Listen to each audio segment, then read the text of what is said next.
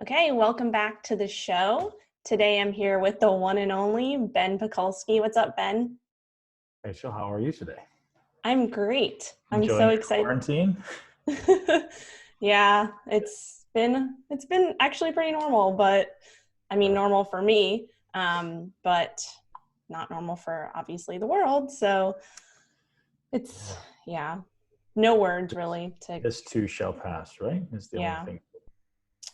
Yeah, but I'm excited to have you here. I want to give our guests a little bit of an intro, like a little bit of background about, you Sure. know, where you're coming from, kind of how you got to where you are today.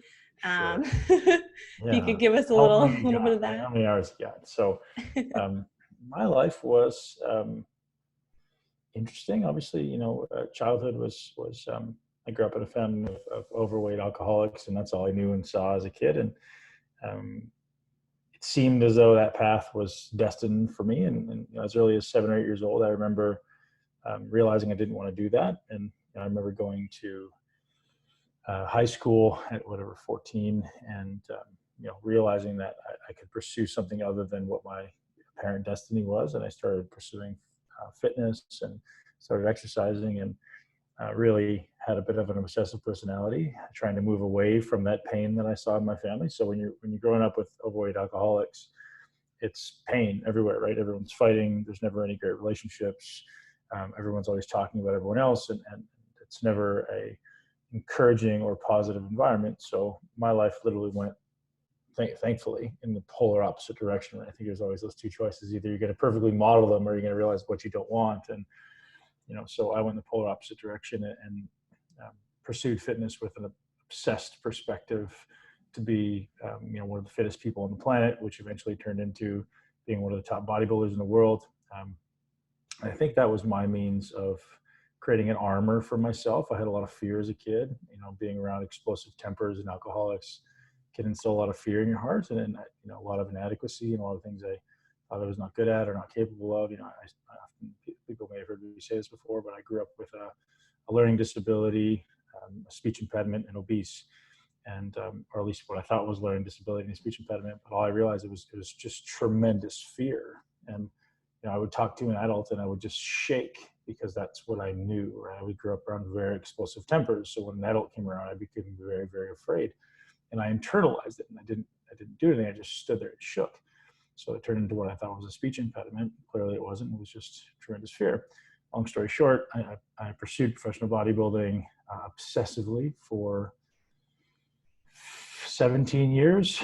Was professional for 9 of those 17 years, and made it to the top of the world. I was one of the top 10 bodybuilders for a number of years, and realized in that also, thankfully, gosh, I've lived a blessed life, that wasn't the path to happiness and fulfillment for me. It was a great opportunity for me to develop skills and habits and character. But there was a lot more that I could do with my life, a lot more that I could give back to the world. So, this idea of most people are trying to attain external goals. We're trying to accumulate money or try to accumulate fame and maybe muscle in my case. You realize it's not the end. It's not the fulfillment you're looking for. And when you finally realize that, and hopefully everybody does, you start turning the light inside and start looking at yourself and how can I become the best version of myself and be happy and be fulfilled and contribute to the world and give back. And I've been very blessed to be surrounded by great leaders and mentors and wonderful human beings, and who just kind of took me under their wing and saw that my heart was bigger than my muscles, and allowed me to learn. Still learning, obviously, but now my business is teaching people how to build muscle in the most effective way, in the most healthy way, and ultimately live your greatest life. So it's not just like, hey, I want to be as big as possible. It's like, hey, how do I do this in a way that's sustainable, that's enjoyable, that maybe allows me to develop character? So rather than being focused on the outcome, we're focused on the process. And you hear that a lot, but it's easy to say, but not so easy to actually give people tactics. So now we're going to give you very, very specific ways where you can take the exercise you're already doing, whether it be CrossFit or TRX or running, and turn that into something that's more effective, more efficient at not only building your body, but also building your mind. And the opportunity exists there in everything you do. to create a new habit, to create a new character. But some people are reinforcing negative habits, reinforcing the character that they don't want, simply with the way they're carrying their thoughts in their mind. So, my mission now is, I guess, bridging the gap for people and teaching them what I call intelligent muscle building, and then, effective nutrition habits and intelligent nutrition habits, and then combining that with the mindset piece of, hey, here's how to take anything you're already doing, including brushing your teeth, including meditating in the morning, including going for a walk, or really anything, and turn it into a positive experience that allows you to grow your mind and become the person you want to become. This idea of living your greatest life, and defining that, and then creating a process for ultimately helping everyone thrive. I love that. I love that. And I think, something that you reiterate time and time again on your podcast, Muscle Intelligence, which I listen to all the time and learn so much from it. I love it. It's one of my favorite. But you talk about kind of just like not just going through the motions, whether it's, with muscle building or anything in life. And so I think that's super important, because I think especially when it comes to trying to build muscle, it's like a lot of people are kind of just going through the motions and not understanding why they're not seeing progress. And it's because the whole, your mindset and all of that. So I definitely want to chat about that a little bit. I know you're obviously the muscle expert. And so one question I have, I guess this is probably questioning a lot, but what is kind of, in terms of like building muscle and mistakes that people make, what would you say would be like the top 3 mistakes Sure. that you would see?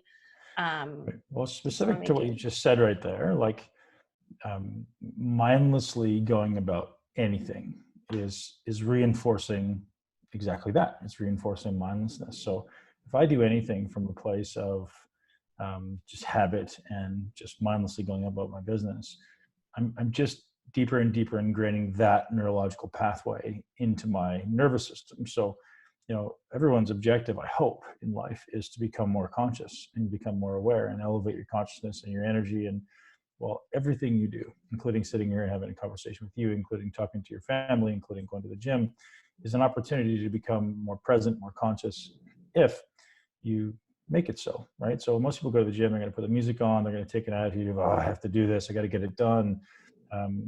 Okay, going in there with that attitude and, overstimulating your nervous system with caffeine and stimulants, and just going in there and being mindless is just going to then transfer into you being mindless in everything else in your life. Or you can reverse that and say, everything I do today, whether it be in the gym or in this conversation or even walking down the road, which everyone should be doing every day, can become an opportunity to become more present, more conscious, more mindful.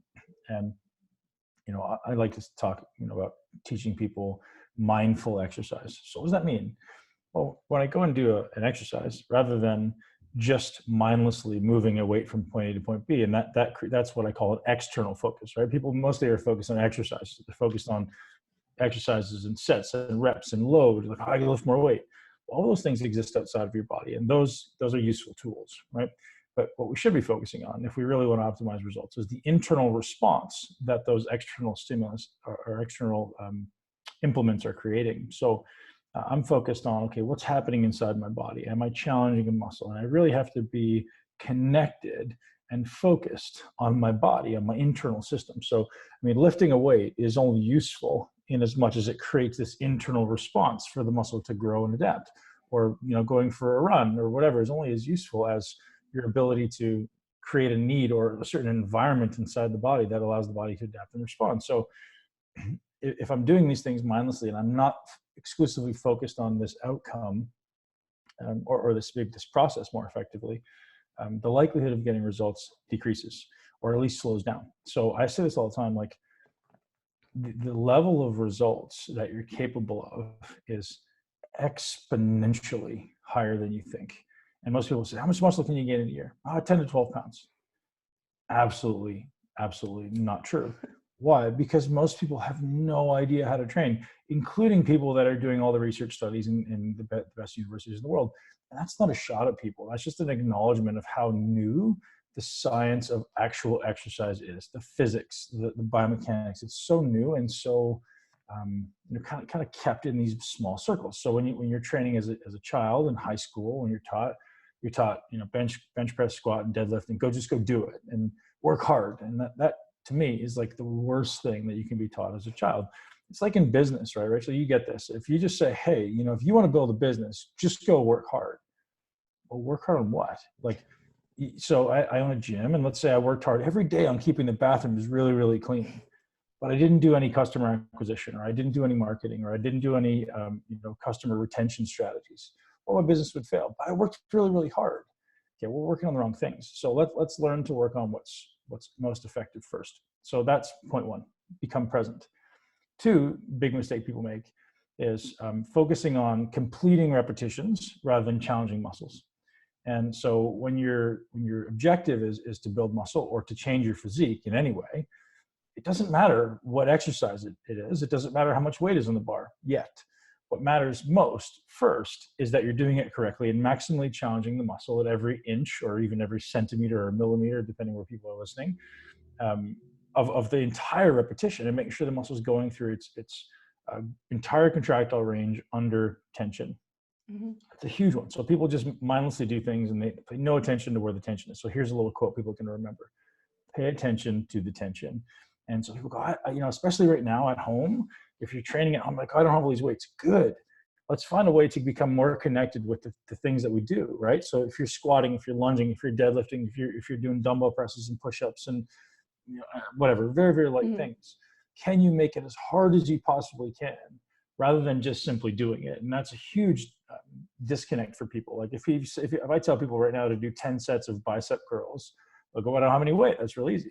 You could probably do it with a huge amount of effort if you just actually put in some focus without any resistance whatsoever, mm-hmm. just actually intentionally trying to make it challenging for the muscle.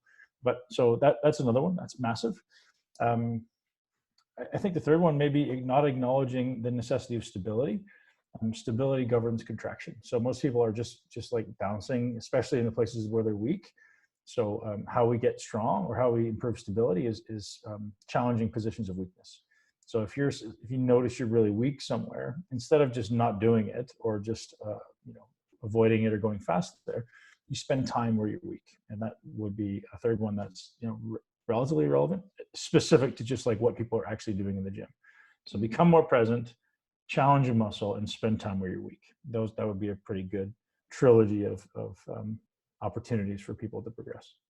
I love it. And I think like that all comes back to, like you said, the mindset of it, and like just being present and understanding, not just going through the motions. And I think that that's something, it's hard because you go in the gym and you're like, I want to, put as much weight on the bar as I can. And, there's the whole ego involved. And so what would you say, like, what's your kind of best advice for someone who's trying to, let their ego go as much as possible and just go in and like work hard, but do the right work? Because that's what you said. Right. Like, you don't want to just be working hard. It doesn't have to be hard, right? So I always say like smart work has to precede hard work.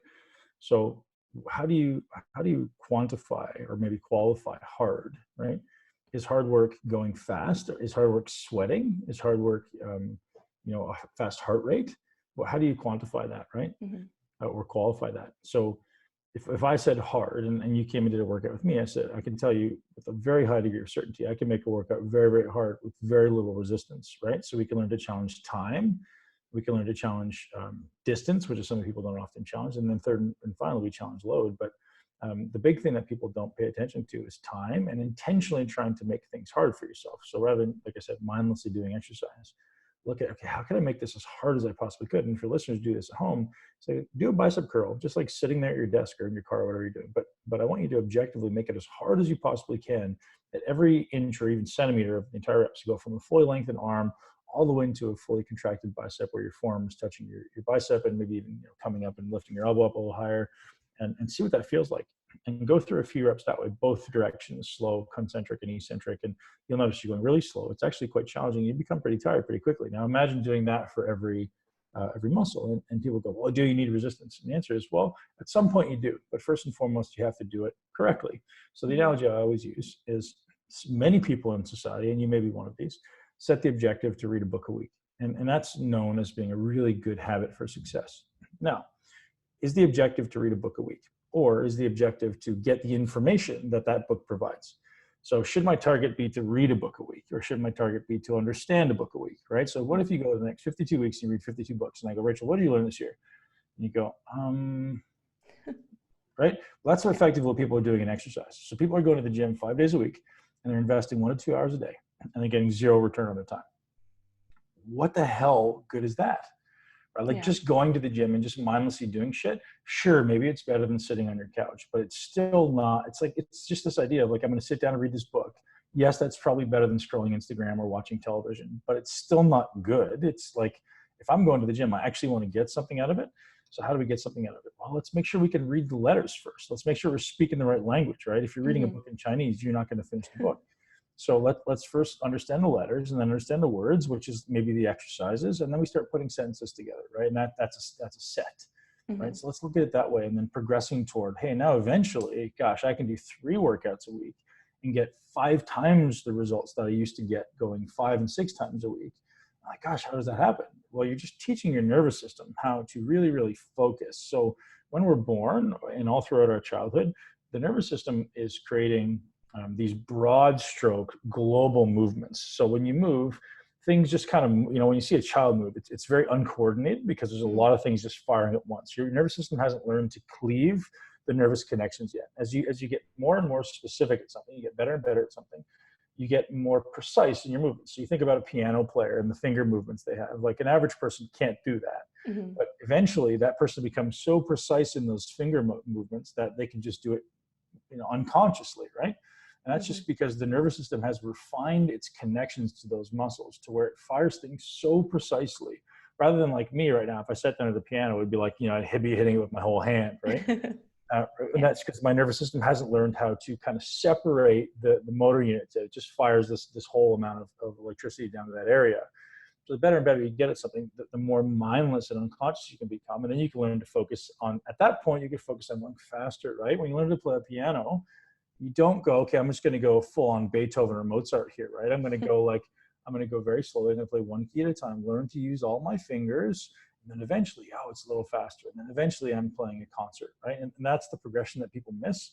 And the reality is in exercise, there's, how many exercises? If I ask you how many exercises exist in a gym, it's hundreds, right? Maybe thousands. And people don't neglect to acknowledge the fact that every one of those in and of itself is a skill.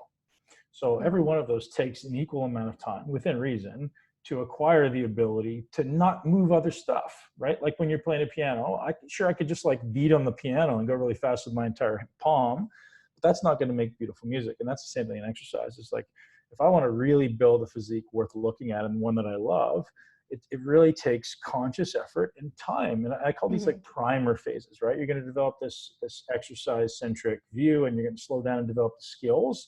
And I only suggest people do 40 exercises, so 40 skills, right? And that's a very attainable number. It's like 4 or 5 exercises tops per body part. And the only reason I say 4 or 5 is because if I say 1 or 2, people will get angry with me. Well, I really think it should be less. So learn how to do things really, really well, a really small number of skills, and then slowly build on that. Gotcha. Yeah, that makes total sense. I would say because we're kind of talking about everything that we're doing, in the gym, right? And, focusing on that. And obviously that's super important. And I feel like that's where a lot of people think that that's where all the work is being done. It's just when you go to the gym or when you're doing the exercises. But I know that you're huge on kind of everything else that you're doing outside. So when it comes to, meditation and all of that, can you talk a little bit about that?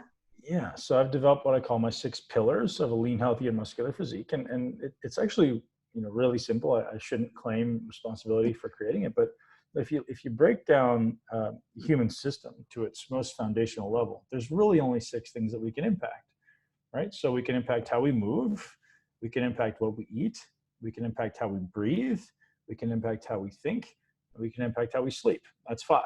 And the 6th one is the environment in which you do all of them. And that's it. Like there's nothing else you can do.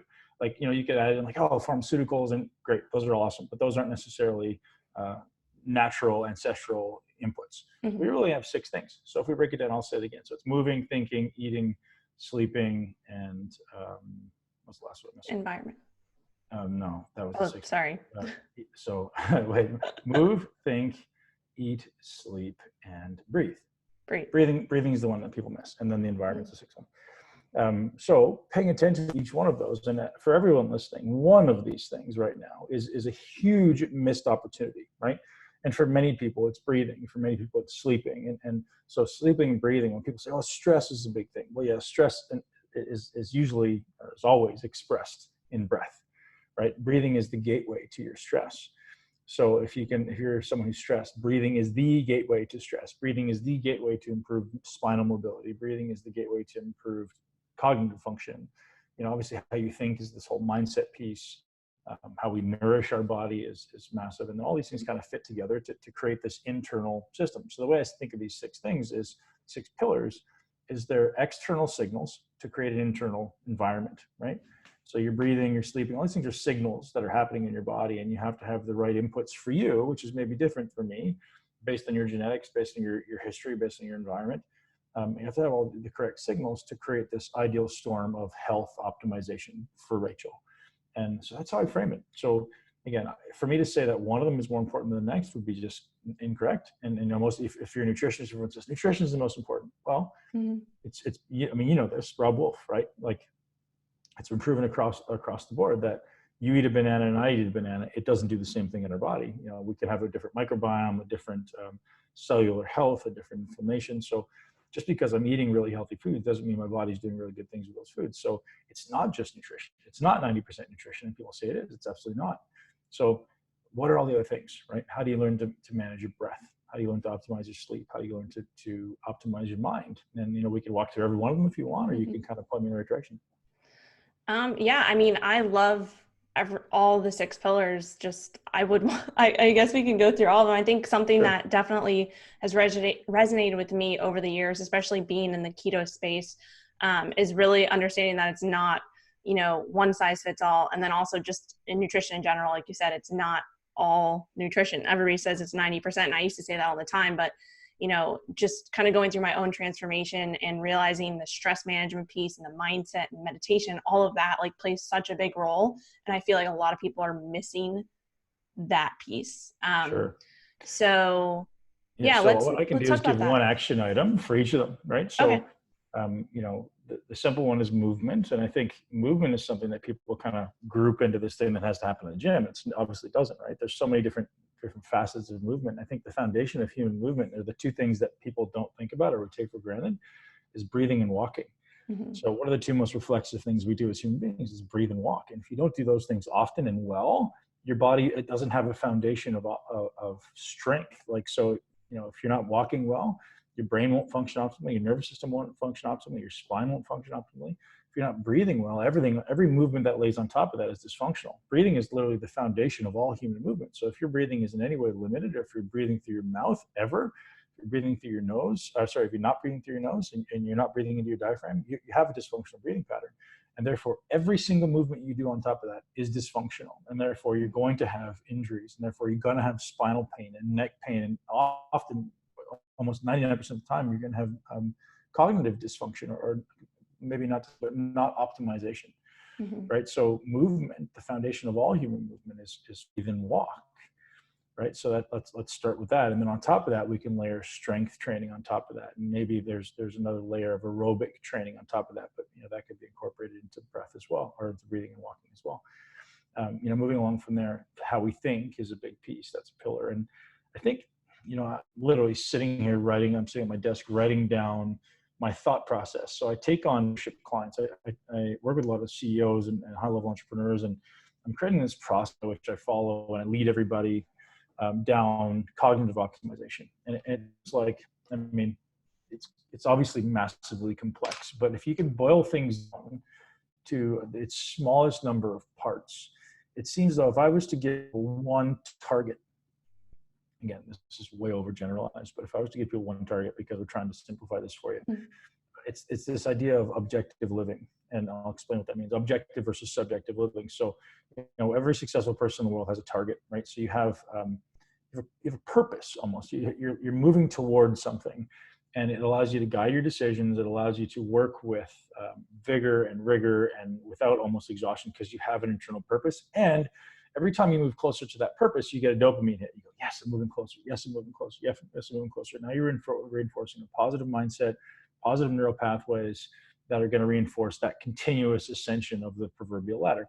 Whereas if it's subjective living, you don't know if you're going in the right direction. So you don't know if you're not getting any dopamine. You never really get that, that sense of accomplishment, again, dopamine. And you're just kind of meandering aimlessly through life, wherever the wind shall blow. And I think that is maybe the kiss of death in life, is, why most people fail. Let's say 1% of people are massively successful and everyone else just kind of exists, is this lack of a massively transformative purpose, right? I have to have a purpose. I have to have an objective that pulls me every day. And the simplest example that I'll give relative to me is Mr. Olympia, right? So Mr. Olympia is the #1 bodybuilding contest in the world. And from the time I was 17 years old, there was nothing else in the world I wanted to do. Like, party? No. Girls? No. Train? Yes. Eat? Yes. Like, that's all I thought about. I was obsessed. And that's why I did it. And like, if people want to achieve success, you have to have a target and a purpose. And I think that just nails it so well. And again, there's so many sub levels in there. Like, then you got to create an action plan, then you got to have daily habits, and then you got to build the character, and then you walk into those other subsets. But they all have to start at this foundation of, you have to have a massively transformative purpose. So the simplest way for people to frame it, and I do this with myself every day, am I living objectively or am I living subjectively? Objectively means I'm working toward an objective. Subjectively means I'm kind of being blown in the wind, and I have no morning routine, and I get up and whatever happens today. Even this idea of like taking the weekends off, I think it's nonsense. Why would I take the weekend off? You don't know it's the weekend. Your brain doesn't know it's the weekend. It's just another day of your life, right? It's almost 20% of your life. Like, keep moving. Like, you don't, and when the thing is, when you have a purpose, it's not tiring. Like, I've never worked a day in my life, right? Literally. And everyone goes, are you stressed right now? I'm like, dude, like, I'm living my dream, man. Like, I've never worked a day in my life. And that's the honest truth. And I think it's so important, and it's a challenge. It's certainly not easy to help people find their purpose, but that's what we need to look at, is what fills our soul and what allows us to live in alignment with that purpose. Because as soon as we go out of alignment, you just don't feel right. You're like, oh man, I did something wrong today.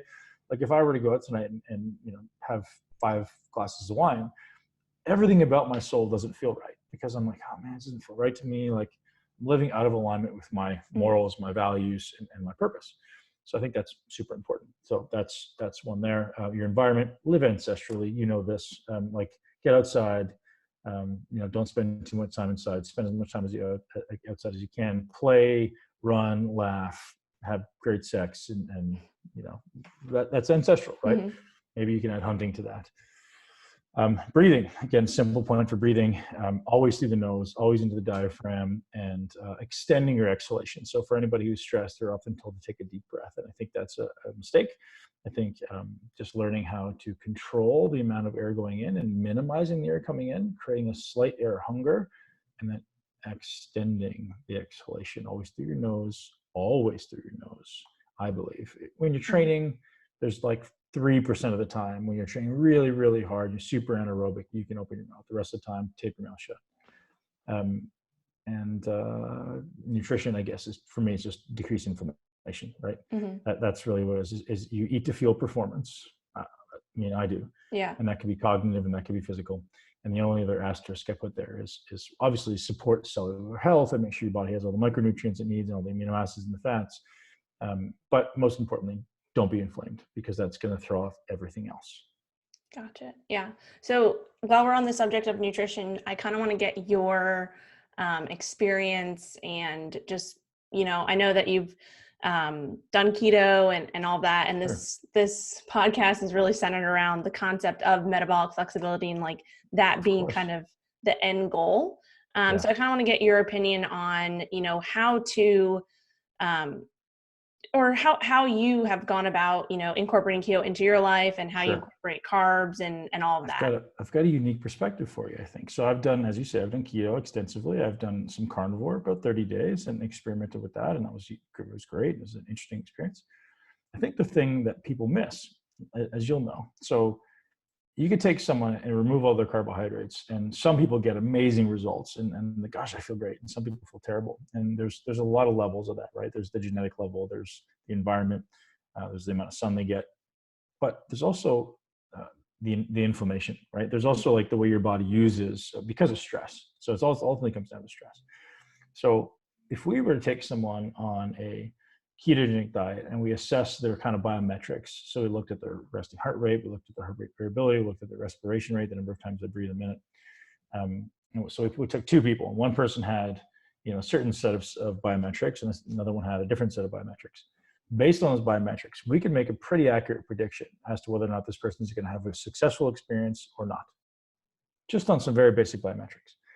So what we can then deduce is that if we look at these biometrics and we say, hey, this person over here with these very particular biometrics, and I'll explain what that is for the audience, is way more likely and almost really high degree of certainty to respond better to ketogenic diet, if that's your goal. Mm-hmm. How do we then shift our physiology toward this type of physiology? And I'll explain. The reality is your body will respond better to all nutrition if you just change certain biometrics. And what that means is your resting heart rate. Most people's resting heart rate is very, very high. Why is it very, very high? Well, because typically your respiration rate is very, very high. Why is your respiration rate really, really high? Because the stress is high. And you're breathing really, really fast because your body doesn't tolerate carbon dioxide well. You've got really poor aerobic fitness. So a foundation for all human optimization is aerobic fitness and controlling your breath. So everyone should be doing some type of aerobic exercise daily. It doesn't have to be massive amounts, but it should be something that gets your heart going. And it should be in a controlled manner to where you can breathe. Mostly, I guess, you can get to the point, certainly when you're advanced, to breathe through your mouth. But getting to the point where you learn to control your breath into the diaphragm and decreasing the number of breaths per minute. So if the average we should be breathing is 5 to 6 breaths per minute. The average we're currently breathing is 17 to 19 breaths a minute. So we're triple where we should be. And there's actually some data that shows that 1920, they checked that this subset of the population, so exactly 100 years ago, and they were breathing 5 to 6 times a minute. So in the last 100 years, we've tripled our respiration rate. So if you think about it, if I just sit here and go, everyone goes, oh, that guy's really stressed, or he's exercising, or he's tired, or something. Mm-hmm. What if I was just sitting down breathing that way? And my heart was we know a number of things. My heart rate is up. My brain is not functioning optimally because it's in high beta. It thinks I'm panicking. It thinks I'm running away from the lion that's in the room. And my body's just in this constant fight or flight state. It's reacting to the environment. Whereas if I'm sitting here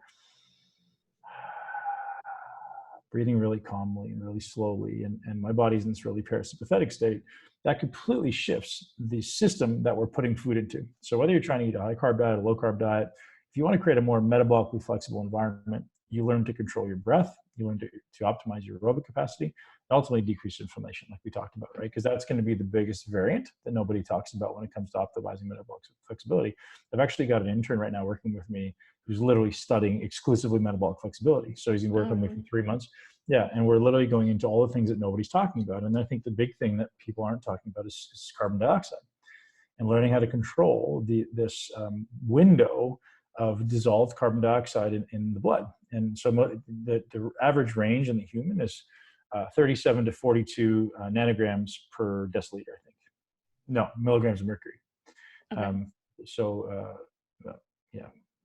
So 37 to 42 millimeters of mercury dissolved into the blood. And if you're on the low end of that, it's a very low amount of CO2. And if you're on the high end of that, obviously it's a very high amount of CO2.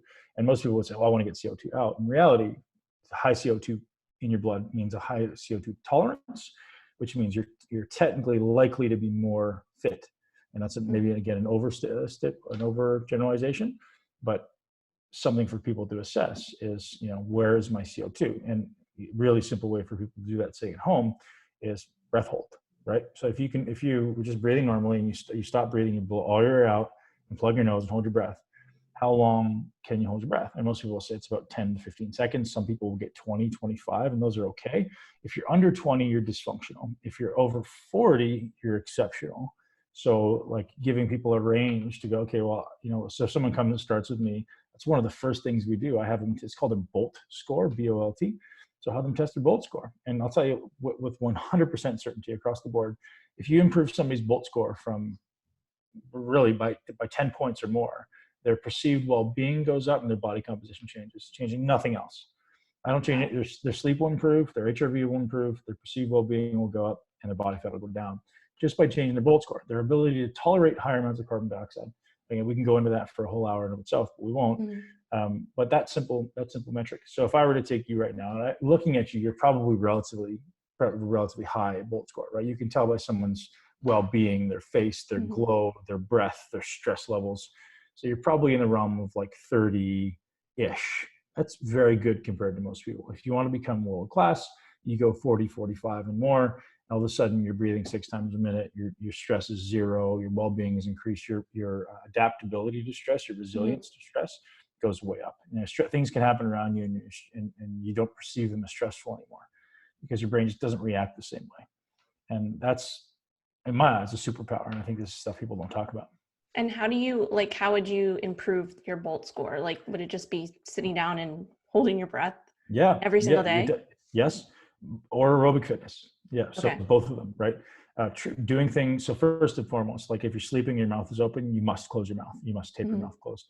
So if you think about, like if I just open my mouth, my body just kind of freely exchanges oxygen with the environment, and I'm breathing up here into the chest. There's no like necessary pressure being developed in my abdomen. So the Mhm. diaphragm gets weak. The diaphragm gets very flaccid. It doesn't want to do it. It's very hard to breathe through your nose. So that would be the first one, is make sure you're breathing through your nose and use your diaphragm. You have to be very conscious of that during the day, because most people, 90% of people I meet, which is crazy, are completely unconscious of the way they breathe, and it's always through their mouth, and it's never down to the diaphragm. So first thing first, like start breathing through your nose and being conscious of expanding your diaphragm down into your belly. It's okay if your belly expands out. A good way to breathe is, you think about breathing horizontally, like out into your lateral sides of your like your outsides, your Mhm. sides. Breathe that way and feel it expand. And then as you exhale, you're feeling it constrict or contract. That's a really great way to start. So how you breathe is the foundation of it, just kind of like exercise. How you exercise is more important than what how much. So let's learn to breathe correctly. And then we can add on top of that the next layer of, okay, now let's improve aerobic fitness. Let's maybe do some breath holds. And a simple way to do it that I implement with all my clients now is, before you train, before you, if you're going to the gym or whatever you're doing, during your warm up, if you sit on the bike and you implement some strong breath holds, so you'll go, you're just simply riding on a bicycle. It doesn't have to be at any particular effort. It's just like kind of just spinning comfortably, blow all your air out, plug your nose, and hold it till you feel a strong air hunger, a strong desire to breathe. Breathe in through your nose, always through your nose, never through your mouth. And then regulate your breath again as quick as you can. Get your heart rate back down, your breath back down to normal, and then do it again. Do that 5 to 10 times, 5 to 20 times before you train. Your performance will go up, your perceived exertion will go down, your cognitive effort will go down, so you'll feel like it's easier and you'll be able to push harder 100% of the time. Wow. That's, I'm definitely, definitely doing that. I do remember when I came and visited Danny in Tampa, we went to, we actually, you weren't there, but we went to yoga before, like Mhm. before we went to your gym and worked That was out. our routine for a long time. Yeah. And so he took me through that, and it was like, it was just like a crazy kind of difference, because you're just so, it helps you get into that mindset, right? And it's like, he was like, it's weird, like you would think that right before you want to work out, like you have to get all amped up and like stimulated and all this stuff, but we're literally doing yoga at like 5 a.m. and then going and lifting afterwards. And it was a really great experience. Like I could tell just from that one time that I Mhm. was like just more present, like you said, just more present and like focused. Yeah. So I think that's, yeah, I Calming think. your mind, you're syncing your breath with your body, right? And that's, people are Mhm. so disconnected. So people's mind and body are disconnected. Your breath is disconnected. And so people just aren't connected to their body. And that's kind of the foundation of optimization. Again, it's maybe complex for most people, but for the average person, not reasonable, but for someone like Mhm. yourself, it should be a target.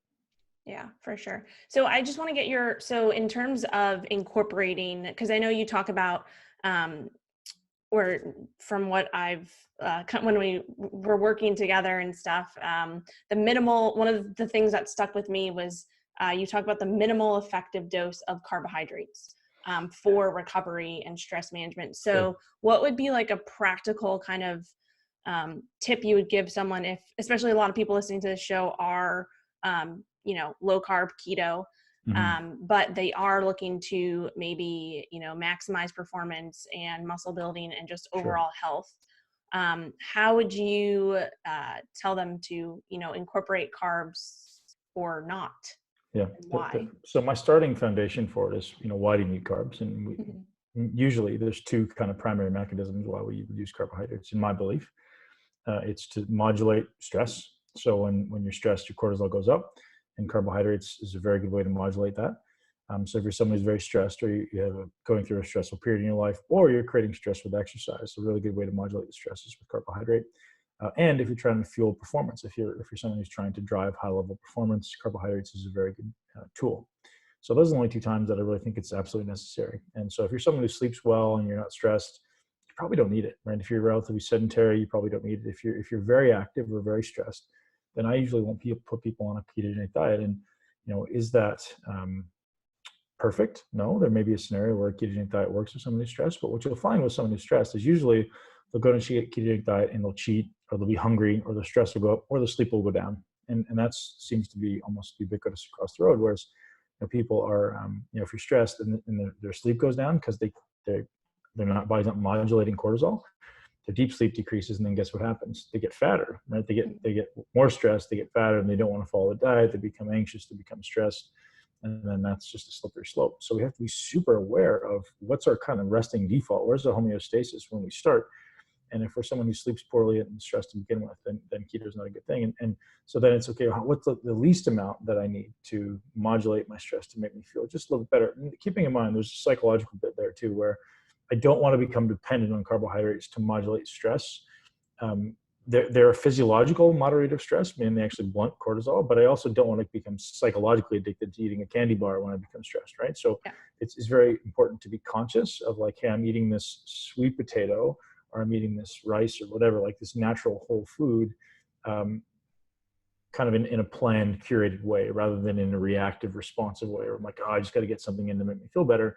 Again, because people become psychologically addicted to food more often than maybe we should. So, and just thinking your way through that. And if someone's already stressed to begin with, looking at methods and mechanisms to reduce stress, and that's maybe reducing your stimulants and improving your sunshine and getting more exercise. And those are the kind of basic, and obviously breath work and meditation are your kind of biggest levers that you can pull to optimize stress. Yeah, for sure. It all comes back to stress. I have heard you talking lately on the podcast about like intuitive eating, and that's something that's super interesting to me, because I feel like I used to think that, intuitive eating should be, the end goal. Like if you're tracking macros or tracking your food, you want to eventually become able to just intuitively eat. And the more and more I, learn and, go through it myself and with my clients over the years, it's like the world we live in, it's like, is it really possible to be intuitive with your eating? For you, maybe, right? For me, maybe, because I think our only options, I don't know, again, I don't know how you eat well enough to speak for you, but I'm going to make an assumption here that most of your choices are very, very ancestral. It's whole foods, right? It's like I eat meat, I eat some vegetables, a little bit of plants, I eat a little bit of sweet potato, not much else, nothing processed. And if we are already in the mindset of like all that other stuff, I don't even see it as food. It's like food-like chemicals that exist in a box in the grocery store. Okay, well, if that's not even an option for me, then maybe eating intuitively is the goal, right? Like, I feel like I want to eat this. Maybe that is the goal. But the reality is, I think our palates and our brains are so manipulated. Like, if your brain chooses what it's going to eat, like I would be at Dunkin' Donuts 4 times a day because, well, your brain wants hyper-palatable, hypercaloric foods, right? And that's what your brain goes, I want this. And they give it to a child, right? It blows my mind that people will feed children this food and go, oh, it's a child, they're supposed to eat that. I'm like, their brains are way more manipulable and impressionable than yours. And an adult can't even control themselves when you eat a donut. You give an adult one donut, they want 5 more. You give a child a donut, they're going to want to eat they're never going to want anything else. Because their brain experiences this huge, explosion of response. Like, wow, I need more of this, right? And then, oh, you're not allowed to eat that anymore. Well, you just don't give it to them to begin with, right? Yeah. So again, I think the level of manipulation and chemically engineered foods is so rampant that for 99.9% of people, it's just not realistic to say you need to eat intuitively. I think it's terrible guidance. For someone who we know, like there's no other choice, there's no other option, it doesn't even cross their mind to eat something out of a box or a bag, then maybe it's a good choice. But then again, I would argue that protein is a greater necessity than most people would tend to want to consume. Most people, I just need a little bit of protein. I think, especially with active people, protein is important. And there's this always, I'm very aware of both sides of the argument, right? I'm very aware of the low protein longevity argument, and I'm very aware of the possibility that that's a negative thing to have a huge amount of protein, and it could be a negative thing to have a low amount of protein. And the reality is we don't know the answer. But I tend to believe that if you're going to consume, let's say for you, you need to consume somewhere in the realm of 2,000 calories a day. I don't think it makes a lot of sense for 80% of them to come from fat and 20% to come from protein. I think maybe it's like a 70-30 or it's a 40-60. Like, I think there needs to be a little more protein, because protein is not, and it's not an energy source, right? It's the building blocks. And if I want to sustain, DNA transcription and protein synthesis and enzyme production, like, I need those amino acids. So again, I think at some point we'll figure out what minimum effective dose is for protein, and nudge yourself right in there, hit that, and you're probably good, right? But again, kind of a long-winded response, but no, I completely agree. And I think that's one of the big things, even for me working with clients and myself, I've always been in the camp of higher protein, especially even with, a strict keto diet. And that's something that like literally every single client that I work with is, especially in my Keto for One program, like one of the biggest things is one of the lessons I teach is protein is queen, like the importance of like all of the different things like you were talking about with protein. And I think that's a big piece of the puzzle that a lot of people are missing as well. And sometimes especially if you want to improve your body composition, right? Yeah, exactly. Which everybody seems to want to do. Yeah, for sure. For sure. I think if you're already walking around at your ideal body weight and you're super lean and your body's just low inflammation and you're very healthy, then maybe it can make sense to decrease your protein a little bit, because your body is really efficient at using carbohydrate. Your body may be really efficient at using fat. Your mitochondria are healthy. When you're looking at any level of mitochondrial dysfunction, which I think 95% of the world has, you can't. Like, you need to introduce more protein, because you just introducing that high amount of carbohydrate and fat, in my eyes, will cause more slippery slope in the metabolic dysfunction. So speaking of, to answer your question about metabolic flexibility, the best tips: breathe, walk, meditate, and eat more protein. I love it. Yeah. I agree 100%. Yeah. All right. Well, I don't want to take too much of your time, but I do want to ask you, just kind of on ending with, what is your kind of morning and evening routines? What do those look like? So I'm kind of known for this funny thing that I do in the morning, and before I open my eyes, and I wish there was a camera on me, I have this ear to ear smile, and I always do it right before I open my eyes, because there's this instant where before you open your eyes, you become conscious. Like, okay, I'm awake now, and you have this like 1 second, this one instant to kind of control how you start your day. And for me, I won't even open my eyes, and I'll probably lay there for 3 minutes and just be grateful for everything I can in my life. And I've got this massive smile on my face. I'm like, and I'm so blessed. And so I start with concentric circles, right? So I'll start with my family that's very close to me. Obviously, sometimes they're usually sleeping in my bed. And my team and my best friends, and then working outward to things like, I'm so grateful for my eyes. I'm so grateful that I get to breathe today. My lungs are breathing and I don't have to do anything. My heart is beating in my chest. I don't have to do anything. My legs are working. I'll usually make sure the legs are still there. I'm like, hey, they're working. And, all my nervous system works and my brain is working. I don't have to do absolutely anything. And I have this long list of things. And I'm so grateful for the opportunity to be a leader in the fitness community. And I'm so grateful to be able to learn at the rate that I am in this society. And I'm so grateful to be alive now, like the most abundant time in human history. And you're walking through all these things that we can be grateful for, and starting your day that way. So before my feet even hit the ground, I've been grateful for 3 minutes, and you can't help but have a great day that way. And then usually from there, I'll brush my teeth, and I've got this habit of brushing and flossing as soon as I wake up, because I don't want to consume anything before I brush and floss, and that's part of my routine. And then I meditate, and I usually meditate anywhere from 10 to 30 minutes, sometimes longer, depending on my schedule.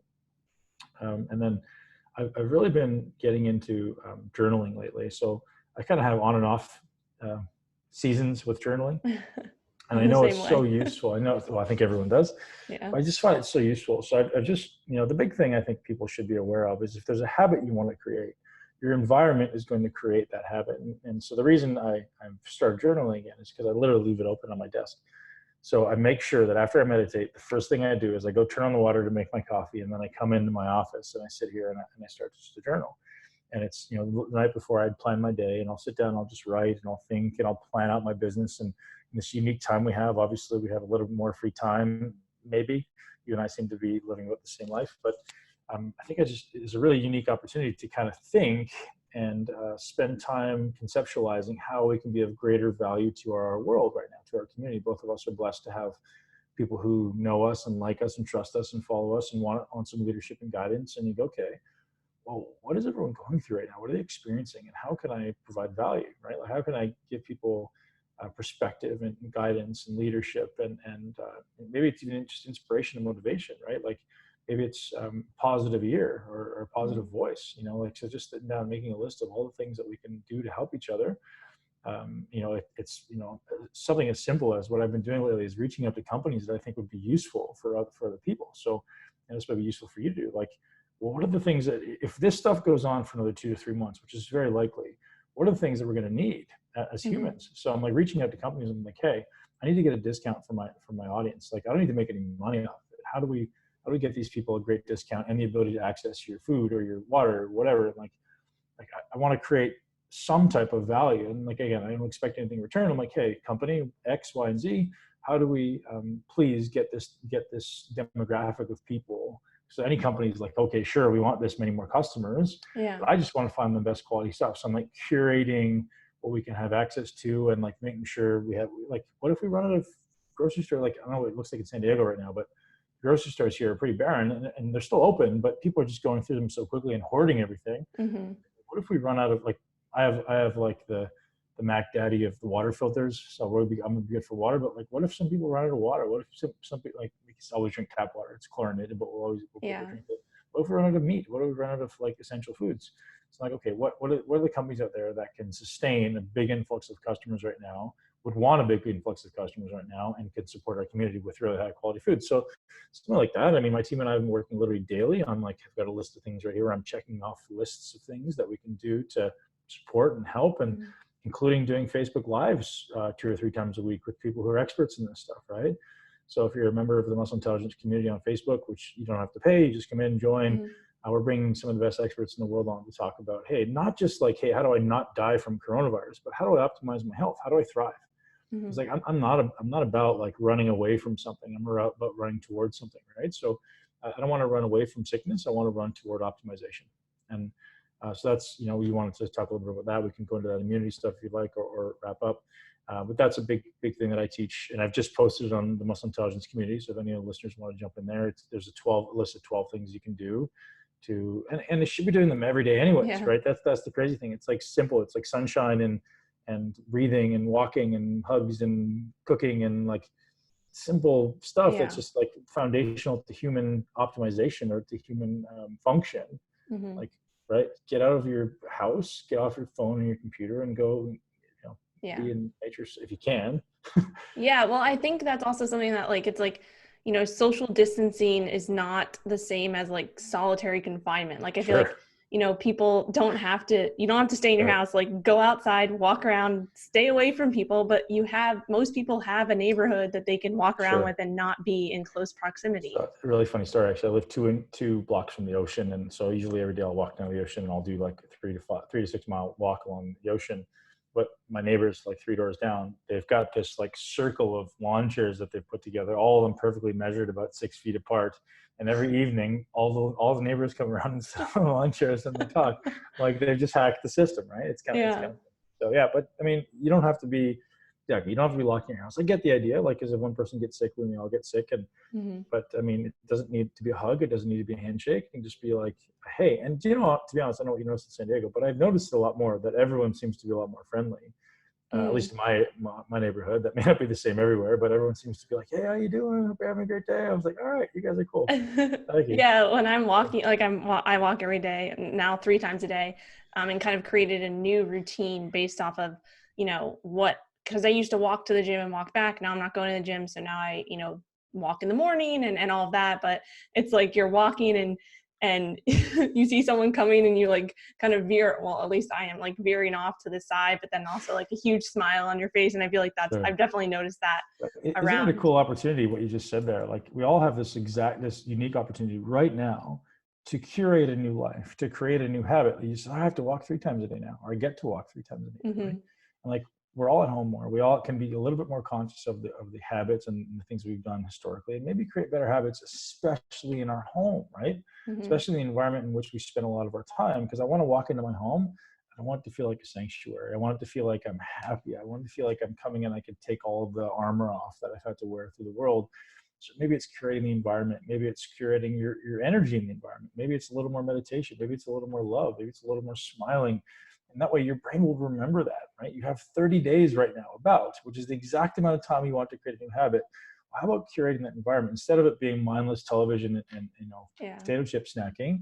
Like, let's make it something where it's like, hey, this is actually the exact curated life that I've wanted to create for the longest time, which is literally what I'm doing every day here. Like, why I put the journal there, and like I said, I'm walking. I mean, you just have to be conscious of it. Yeah, and I think it's all about perspective too, because if you think about it, most people, what they want is more time, right? Like they can't work out because they got to go to work and they have to take their kids to school and all of this, but it's like, okay, well, now most of us have this time that we've been wanting. So instead of, like you said, sitting in front of the TV or whatever, just mindlessly going through the day, why don't you this is what I've been doing with my clients this week. It's like, I'm making them send me their schedule so that they have a structure schedule, because it's out of the norm, right? You become so, you become so like, I don't know what to do. Even yesterday, time blocking is a huge thing for me. If I don't time block my days and plan them out, it's like I'm all over the place. Yesterday, I had this period of time after lunch, and it was like I didn't have anything there, and I was like, I don't know what to do. I'm like kind of scatterbrained, and it's because I didn't have that on my calendar. Right. So I'm having my clients like send me your day. What does your day look like now that this is kind of this new normal for the next however long it may be? Because structure, in my eyes, structure equals freedom. If you don't have any structure to your day, you're setting yourself up for failure. Subjective, exactly what I said to begin with. It's subjective living. You're becoming a victim to the scenario of your life. So objective is like, I have a time block and here's my target for this time block. Mm-hmm. Subjective living is, I'm not really sure what I'm doing. I'm just going to kind of go with whatever gets thrown at me. Yeah. Good luck with that. Right? That's a really good way to move yourself toward the life you don't want to live. Yeah, for sure. So that was your morning routine. Sorry, I want to like, so for your evening routine, do you have anything like that you do? Lately, no. So my kids are off school, so we've been doing a lot of more like playing and games and stuff. So most of my evening time has been playing with them. Historically, it's tech is off by 7, and it's reading, it's writing, it's time with family, and so that's my highest value, is making sure that comes above everything else. So when I have the opportunity and I'm in the country and I'm with my family, I every minute I can after the sun goes down, I unplug. I just exist. This idea, and this is a kind of a profound yet that really simple thing that people should conceptualize. In this society, we're very attached to doing, right? We always have to be doing something, and I try to spend that time simply being. And that's the idea of meditation as well for me. Is we get so caught up in the constant thoughts and the constant act of having to do something, or even in meditation, having to actually do something. And rather than doing anything, just be, right? That's this concept of living in the gap between the thoughts, living in the gap between doing things. And if you can learn to extend out that gap and increase the size of the gap between thoughts, that's a meditative experience for me. And that's where you'll find your true essence and your true dharma, right? That's where you'll find who you really are, your soul, and you'll learn to touch in and tap into that soul. And so that's why I meditate, is to spend more time in the gap. So, people often ask about meditation practice, and it's usually just by myself, sitting in a corner, being, and that's, starting off paying attention to my breath, getting my brain in sync, or my breath in sync with my mind. And then just, how can you just feel and I love be. that. Yeah. I love that. So I have 2 last quick hot seat questions for you. All right. I don't know if Ready? I can make it short. I'm not good with that, as usually. I mean, I have all the time in the world right now, right?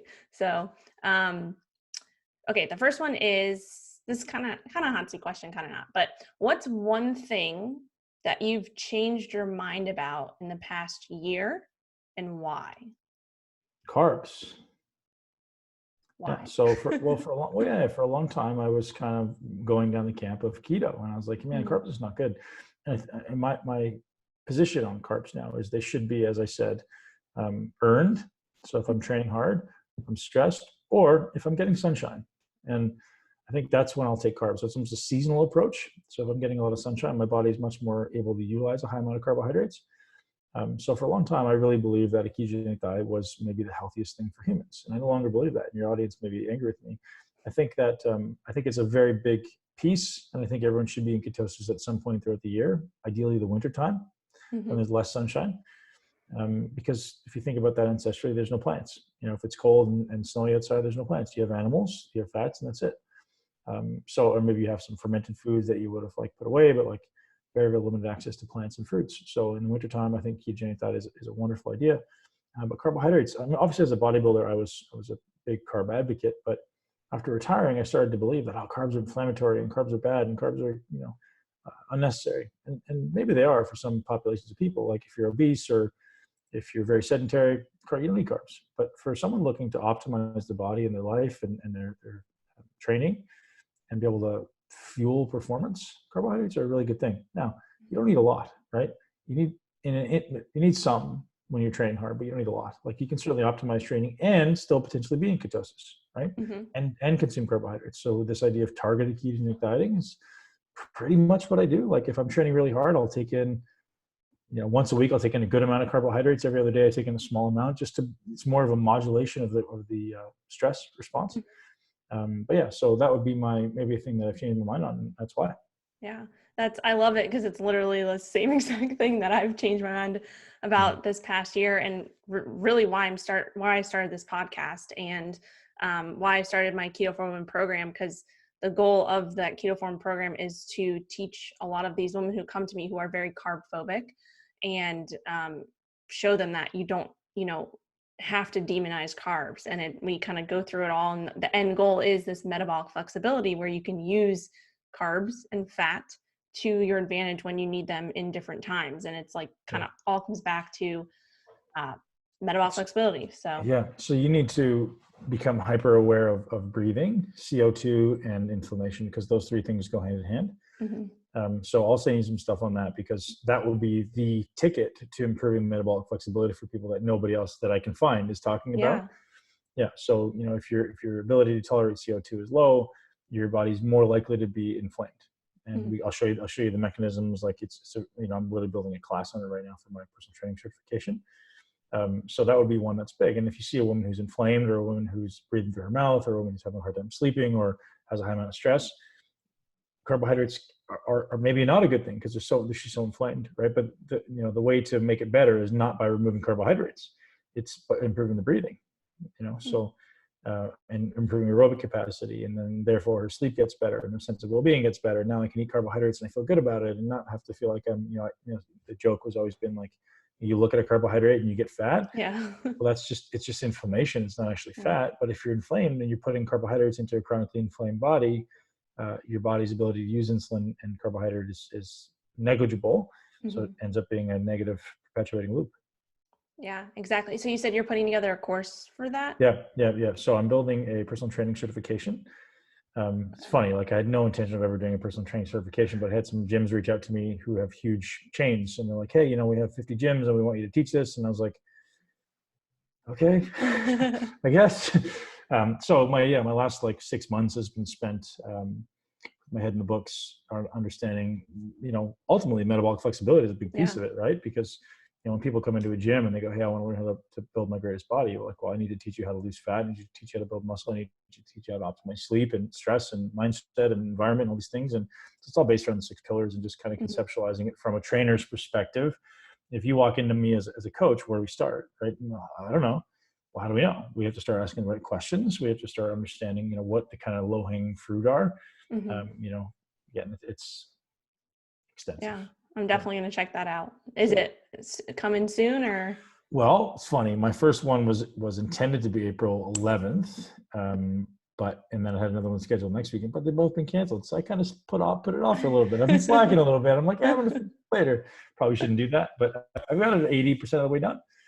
Awesome. So yeah, it's very close, but it's I would say it's probably a university level class. As far as the amount of information.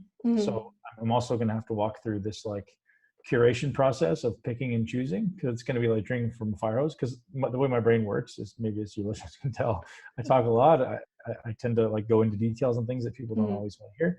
But that's the course. And I kind of thought to myself, like, I want it to be there. And worst case, we can kind of pull back and not give everyone, or maybe give it all to them, but you don't talk about everything, but you give them the resource and go, hey, you study this thing. It's the all-inclusive manual. Yeah, I love that. I'm definitely gonna have to check that out. So last question is, if you had one superpower, what would it be? Jeez, I talk to my son about this all the time. Like a real superpower, or like absolutely anything. So I always tell my son, focus is a superpower, because if you want to succeed in anything, the ability to focus is a superpower, which is why I meditate. The ability to maintain single-minded, single-pointed focus, I think, is a human superpower. And if you don't train that superpower, you're wasting your potential in life. And whether you want to build a body, whether you want to build a business, whether you want to build a relationship, right? What's the single most important thing, right? Focus. Maybe living from your heart first, living with your passion, living with purpose. But I think if we're going to create a human level superpower, it's just like, I would love to have deep level focus. And the way I'll explain that, emphasize deep, is like thinking like a chess master. So you're thinking like, do you play chess? But thinking 4, 5, 6 steps ahead. So like, if I do this, they're going to do this. And if I do this, they're going to do this. And the ability to think way down the chain and think really deeply, like that would be the superpowers, like the ability to kind of see things before they happen, and you're extrapolating result before it occurs.